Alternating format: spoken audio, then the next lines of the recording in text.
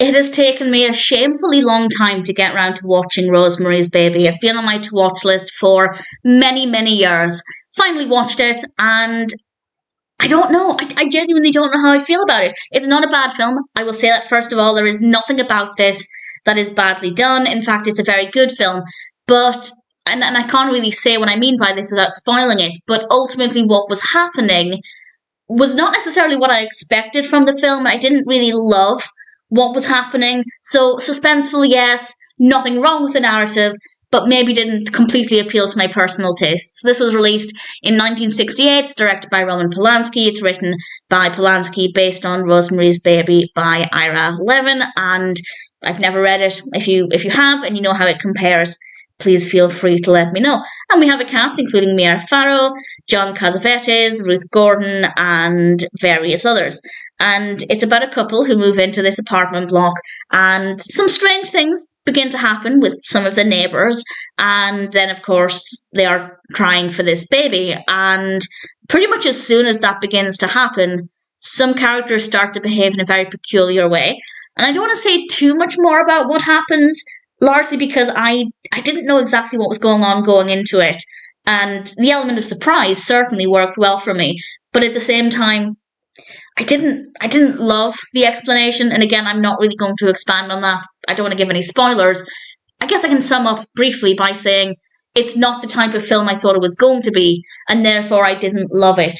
And that's not completely unique to this film. There are similar films, and when we have this kind of explanation, it's just not the kind of film I look for. Had I known it was about what it's about, I may not have watched it immediately. That being said, I have waited many years to get around to watching it.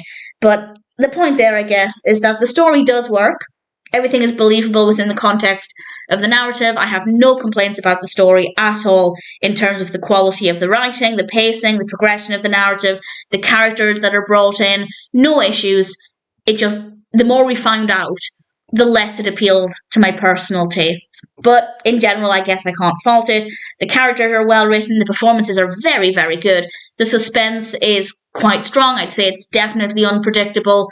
And I'd say I probably enjoyed the first half, maybe a little bit longer. But as I said, the more we kind of learn about what's happening, I'd say more towards the end I started to care a little bit less. But that's purely personal preference. It's absolutely nothing, no criticism towards the film at all. That being said, while I absolutely can't fault it, I don't agree with the 8 out of 10 rating on IMDb. That's currently across 249,000 reviews and ratings. It has a Metascore of 96, which is very, very impressive.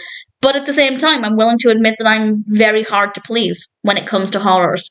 Except for comedy horrors, I think they're very fun. It doesn't take a lot to please me. But when it comes to psychological horrors and suspenseful, dark films, I am very, very hard to please. And it's the only genre where I'm very hard to please. It's an unusual experience because with most other films, very easy to please. So I realised that also, unlike a lot of viewers, I have very high expectations for horror films, and this one just didn't deliver. It wasn't that scary, and it's not even the fact that it was out in the 60s.